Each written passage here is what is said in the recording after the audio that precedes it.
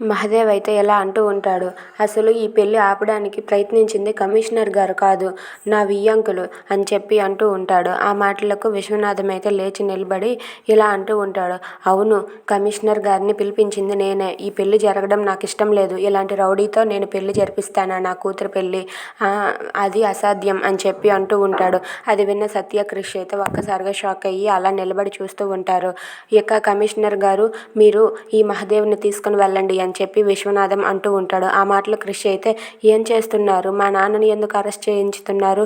సంపంగిని ఎలాగైనా సరే నేనే పెళ్లి చేసుకుంటాను, నేను పెళ్లి చేసుకునే తీరుతాను అని చెప్పి క్రిష్ అంటూ ఉంటాడు. అయినా సరే ఆ మహదేవ్ని అయితే పోలీసులు తీసుకుని వెళ్తూ ఉంటారు. ఇంతలో క్రిష్ అయితే వాళ్ళ నాన్నతో అలా గొడవ పడుతూ వాళ్ళ నాన్నని ఏమైనా చేయడానికి అయితే ప్రయత్నిస్తాడు. అది చూసి సత్య అయితే కంగారు పడుతూ ఉంటుంది.